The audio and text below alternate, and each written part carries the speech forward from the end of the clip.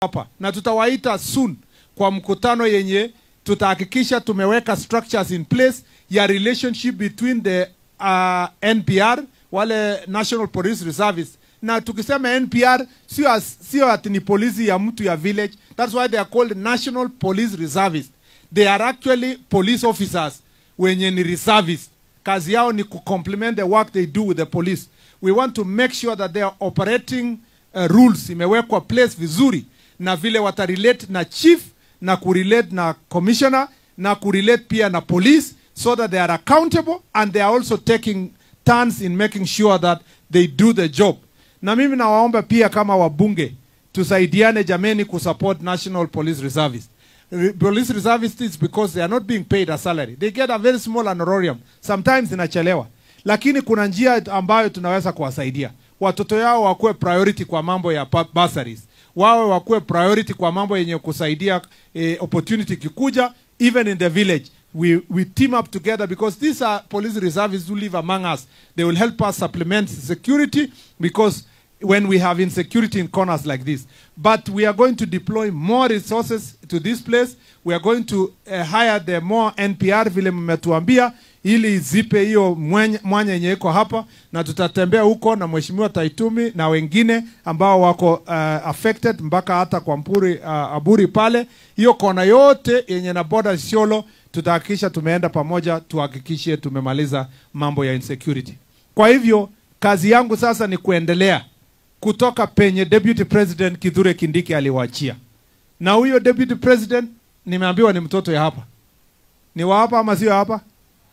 Si ni wa hapa? Mimi ni akiwa senator, mimi na Kiraitu tukiwa na yeye tulikuja huku, tukatembea.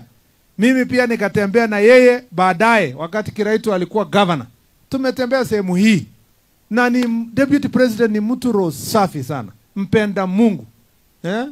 Abrahamu, mtoto wa Danieli.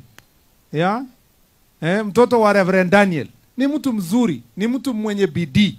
Na wakati alikuwa kwa ofisi yenye niko nayo, aliweka msingi kubwa sana kupambana na majangili na kuhakikisha kwamba we have a better usalama katika taifa letu. Na yeye ni, you know, I see some people quoting the Deputy President ati apigane na rais, apigane na mawaziri. Mimi Kindiki alinifunza kwa shule. Yeye alikuwa mwalimu yangu. Na baadaye tukakuja kufunza pamoja tukiwa university. I know him as a non-nonsense leader who is very focused, na akiwa focus yake kwa mambo ya maendeleo, he cannot be lured into these side shows ya fights. Yeye anasaidia rais kuhakikisha maendeleo imesonga mbele. Mimi nataka tusaidiane pamoja kama wananchi. Mambo ya universal healthcare hai-affect watu wa Meru peke yake, hai-affect watu wa Mount Kenya peke yake. Mambo ya universal healthcare ina-affect kila mtu kwa Kenya mzima. Na tunajua kwamba nia yetu ni kuhakikisha mwananchi ule hawezi kujiweza kwa hospitali. Sisi ambao tunajiweza, tumetoa nyingi kidogo, ndio tuwapatie support to deal with these challenges. Kwa sababu hata tutipo support, tutaitwa harambee kila wakati na watu wataendelea kuumia. That's why tunaambia watu register kwa universal healthcare. Lakini kitu yenye unaanzisha mara ya kwanza, hata mtoto wakati amezaliwa, hawezi azaliwa tunaanze kutembea. This is a new policy. This is a new concept. Na it was not easy. Serikali zingine zilidoge kwa sababu hawakutaka maswali kama ile hii serikali inapitia. Lakini nia yetu sio ati kuumiza mwananchi, ni kuhakikisha kwamba tumepita hii njia. Hata mtoto anapozaliwa, wamama wanajua hiyo njia ya kuzaa mtoto ni chungu. Iko na kilio. Kwanza ni sawa, ni tamu. Kukuja katikati hapa karibu mtoto azaliwe ni chungu na ni mzigo. Si ni ukweli ama sio ukweli? Na wakati sasa mtoto atakapokuja sasa amezaliwa, si utamu sasa iko juu zaidi. Kila mtu anakuja kuimbia mtoto, anasema mtoto mzuri, sijui ni namna gani. Hata saa hizi ile tunapitia kwa universal healthcare is labor pains. Ile uchungu ya kuzaa mtoto mpya. Lakini tukikaa na subira na tujikaze sisi wokote turekebishe universal healthcare, huyu mtoto atakuja kutuongoza hapo mbele, atatusaidia tumalize ile shida tuko nayo kwa mambo ya health. Hiyo ni the same kwa mambo ya housing. Saa hizi huwezi ona saa hizi mambo ya housing useme pengine tunatoa kitu na the problem we have in the country now, hata mpaka Meru town kumeanza kuwa na slums all over.